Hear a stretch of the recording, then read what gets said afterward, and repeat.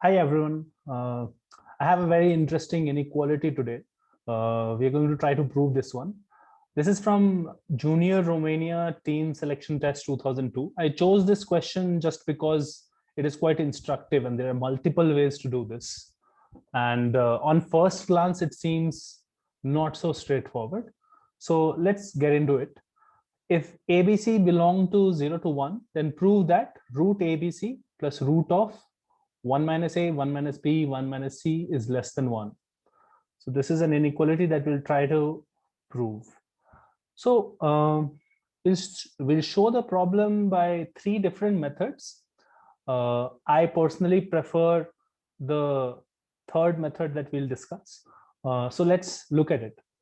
The first idea here that we can think of is Cauchy-Schwarz inequality. And that is a very famous inequality. And the way you can understand it is basically using vectors. And you can think of a two-dimensional or a three-dimensional vector, and you know that the dot product will always be less than equal to mod of those vectors or the lengths of those vectors, because actually dot product, the way it is defined, is v1 dot v2 is supposed to be equal to mod v1 mod v2 cos theta. And since cos theta magnitude has to be less than equal to 1, we have the inequality v1 dot v2 will be less than equal to the product of the mods. So this is how I think of Cauchy-Schwarz. So what we can hereby deduce from this one is that if you call v1 in terms of its components, let's say a I cap plus b j cap, and v2 as x I cap and y j cap, then dot product is simply ax plus by, and that must be less than equal to root over a square plus b square and root over c square plus d or x square plus y square, right? So this is the inequality in terms of real numbers a, b, x, and y. So no matter what those real numbers are, this will always be true. So that is a very interesting inequality. So here, unfortunately, we have three terms. We have three factors in each, right? And if we had three factors, then we could have thought of it as a three-dimensional vector, right? V1 could have been the vector A, B, C, where I'm writing it as an ordered triplet, and V2 could have been the vector X, Y, Z. And you would have something like AX plus BY plus CZ is less than equal to root over A square plus B square plus C square, root over X square plus Y square plus Z square. But unfortunately, we have only two terms separated by a positive sign. So what do we do here? It doesn't look very familiar, very similar to this three-term Cauchy-Schwarz, right? So what we can do is try and think of using the fact that some factors here are symmetrical, or symmetrical in the sense that 1 minus b plus b is actually 1, right? So I want to use that fact somehow at some stage in the solution, right? So notice that ABC is belonging to 0 to 1. So I can write a true statement like this. I can say root ABC is equal to root A into root BC, which is less than root BC, right? Because root A itself will be less than 1, correct? So similarly, I can also write 1 minus A, 1 minus B, 1 minus C as root of 1 minus A multiplied by root of 1 minus B, 1 minus C. And that will mean that it will also be less than root of 1 minus B and 1 minus C. Because again, this thing is less than 1.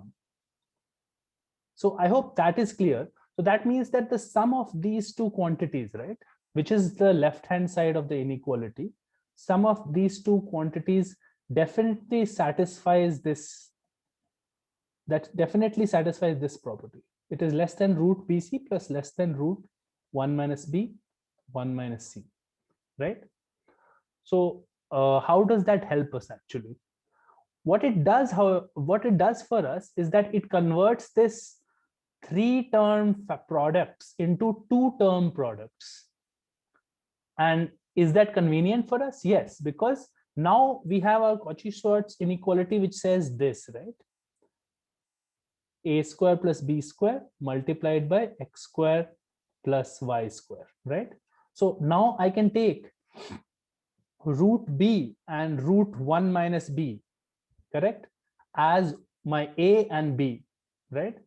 So here I applying Cauchy-Schwarz to the vectors root B I cap plus root 1 minus B j cap, and the second vector root C I cap plus root 1 minus C j cap.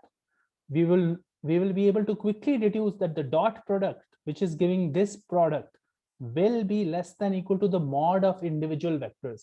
And what is the mod of this vector? The mod of this vector is simply root over root B square, which is B, plus 1 minus B, which is the mod of this square of this term, multiplied by the mod of this vector, which is again C plus 1 minus C. And hence we have proved that this is less than 1, less than or equal to 1. So what we get is that the sum of this and this, right? The sum of these two terms is definitely less than equal to 1, which proves our inequality. So this is a standard Cauchy-Schwarz solution. It utilizes the fact that even though we had terms like which had 3 products, then we could still convert it into a Cauchy-Schwarz applied to a 2-dimensional vector. So I hope you understood this solution, and that will just help you understand how we can apply Cauchy-Schwarz in numerous situations where it seems to be directly not applicable. Now let's move on to the second solution, which is an AMGM solution, which is another famous inequality that I'm sure all of you are aware of. And what it says that this is greater than root AB. If A and B are two positive quantities, then this is always true. The AM is greater than the GM. If there are 3 such quantities, you can write this greater than equal to cube root of ABC. Now, how will we apply AMGM on this question? So let's look at the left-hand side again. This was our left-hand side. And notice that again, the product has 3 terms, right? And whenever we had 3 terms, it should have been a cube root, right? It should have been a cube root. So here we have to prove that this is less than 1, and it's a square root, right? The problem is that it's a square root right now, and it has 3 terms here. So directly, it doesn't seem like it will fit. The square root AMGM inequality had only 2 terms. So what we can say here immediately is that square root of ABC, and let's compare that to the cube root of ABC, right? Square root of ABC and cube root of ABC, we can easily say that the square root of this number will be smaller than the cube root, right? Why is that so? Why is this lesser than this? Because these numbers are less than 1. So generally, if you take 8 and 27, right? Or rather, let's take an example, 8 and 8, right? And if you take a square root of 8 and cube root of 8. Obviously, since 8 is greater than 1, the inequality that is satisfied is this is greater than this, right? But when numbers are less than 1, the opposite is true, right? So that is obvious. So since this is obvious, we can replace each of these square roots and get it into the form which will be suitable for our AMGM, right? So I will do this. I will say that this is less than cube root of ABC, and this is less than cube root of 1 minus A, 1 minus B, 1 minus C. So that just implies and gives us an inequality root ABC plus root of 1 minus A, 1 minus B, 1 minus C is less than cube root of ABC plus cube root of A, 1 minus A, 1 minus B, and 1 minus C. Good. So at this stage, now we are well on our way to apply AMGM now, because we have this term. So if you just directly use the AMGM inequality here for each of those terms individually, what do we get? what we get is this must be lesser than a plus b plus c by 3, right? This is a direct similarity. So I'll just write that on the next page.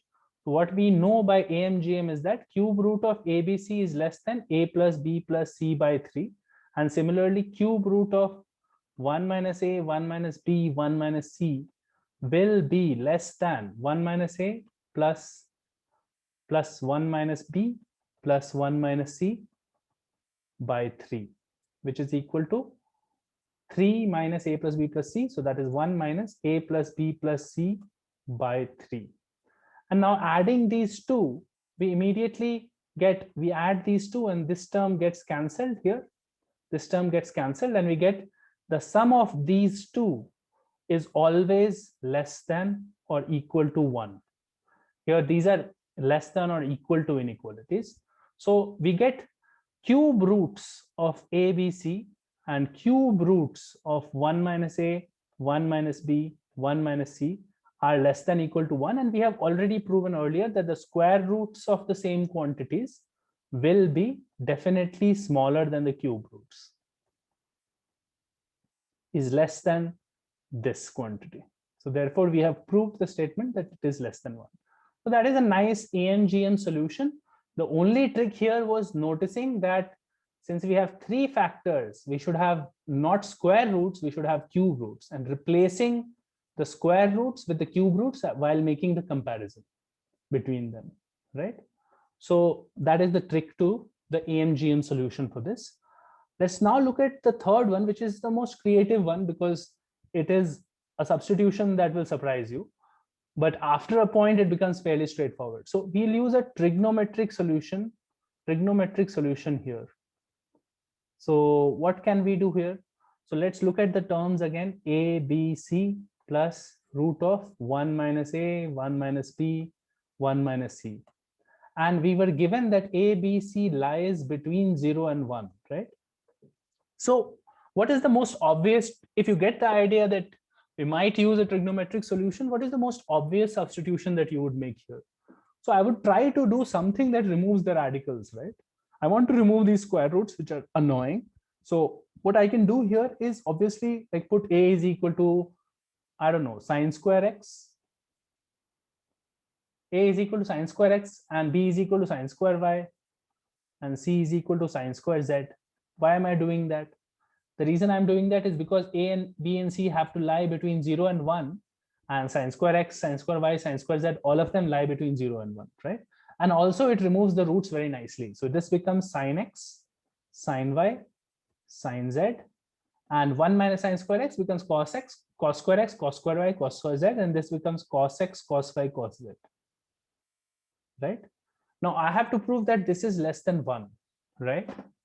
Now again, we are in a fix because we don't know any identities involving 3-term products, right? But what I do know is sine x, sine y, sine z, all of them are individually less than 1, right? The maximum value is 1, and in this case, we are imposing the condition that it is less than 1. So what I can say is definitely sine x, sine y, sine z will be less than sine x, sine y. Because if I multiply this quantity by sine z, it will become even smaller, right? Correct. Similarly, cos x, cos y, cos z will be less than cos x, cos y. Notice that this is similar to what we did in the Cauchy-Schwarz solution, where we removed the root a and root 1 minus a from the product altogether. And we said that because it's a multiplication, we have those inequalities. So since this now can be written as less than sine x, sine y plus cos x, cos y, removing the sine z and the cos z terms from the product, we can immediately see that this is an identity, cos of x minus y, and obviously cos of x minus y has to be less than 1. The maximum value of cos can be only 1. And in this case, since none of the coses and the sines were equal to 0 or 1, it will obviously be less than equal to 1. Less than 1, actually. And that concludes the solution. And this trigonometric solution is quite cute because you are just removing one term and you are getting it in terms of a trigonometric formula, and immediately the problem is solved. However, I would like you to understand that this question had a very nice AMGM solution and also an independent Cauchy-Schwarz solution. So as we go further in our study of inequalities and we solve more and more problems in the coming weeks and months, what we will see is that AMGM and Cauchy-Schwarz are interchangeable. When one can be used, the other can also probably be used, although sometimes one of them might be much harder and much more difficult to spot. But that's all for this problem. I'll come back to you with more of these in the near future. See you.